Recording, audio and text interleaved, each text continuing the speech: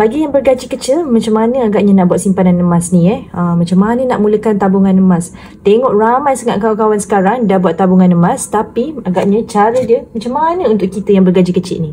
Okey, jom kita tengok bagi yang bergaji kecil macam mana kita nak mula menabung emas dengan tak perlukan modal yang besar pun. Alright, so first kali apa yang kita perlu buat ialah letakkan target. Target ni penting, kena ada target nak menabung berapa ringgit setiap bulan. Kalau kita tak letak target, macam mana kita nak tahu berapa yang kita nak menabung setiap bulan tu kan? Sebagai contoh, setiap bulan memang kita dah set, kita nak buat tabungan sebanyak RM100. Okey, so daripada RM100 ni nampak macam besar kan? Nampak macam impossible dengan harga barang meningkat, kos-kos lain meningkat dan gaji kita pula yang kecil. Nampak seperti macam susah sangat nak menabung RM100 ni kan?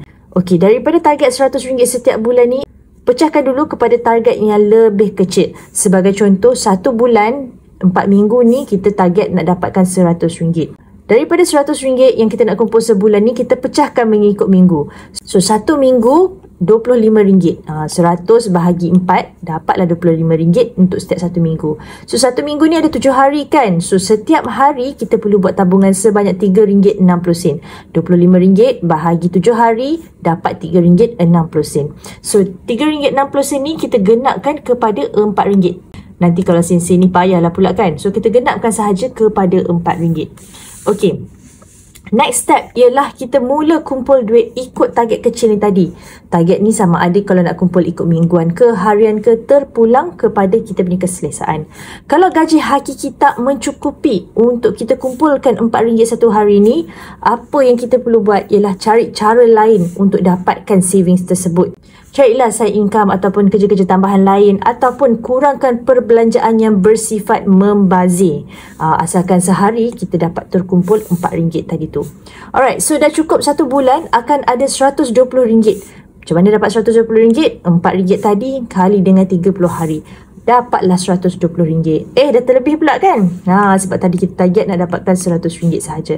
Tak apa, dengan RM120 ni apa yang kita buat? Alihkan RM100, tukar jadi emas dalam akaun Gap Public Gold. Okey, so baki ada RM20 kan? 120 tolak 100 ada baki RM20. So RM20 ni bolehlah buat simpanan dalam ASB, tabung haji ataupun bank yang selain daripada kita terima gaji. Jangan sesekali kita samakan simpanan dengan bank yang kita terima gaji ataupun yang kita gunakan untuk perbelanjaan. Sebab nanti bila kita sekalikan tak nampak mana portion simpanan, mana portion perbelanjaan. Jadi nak selamat, simpanlah dekat tempat-tempat yang lain daripada dapat gaji.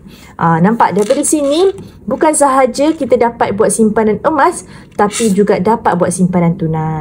Alright, so step yang terakhir yang sangat-sangat penting ialah perlu ulang proses yang sama setiap bulan. Maknanya setiap bulan tu pastikan dapat RM120. Kumpulkan RM4 setiap hari. Kalau ada hari yang tertinggal nak dapatkan RM4 ni, make sure the next day tu you top up. Dapatkan jugalah total RM120. Jangan skip. Okey, jangan skip. Bagi siapa yang belum ada lagi akaun emas Public Gold, boleh klik link di profile, daftar secara percuma dan saya akan guide satu persatu. Dan jangan risau, buat simpanan dalam akaun Gap ni sangat-sangat best. Bagi siapa yang belum cuba lagi buat simpanan dalam bentuk emas, saya sarankan untuk you all cuba. Sebab kalau selama ni buat simpanan dalam bentuk tunai macam ni tak berjaya, asyik terbocor, dah simpan terguna balik. So cuba try buat simpanan dalam bentuk emas pula. Alright, so selamat mencuba.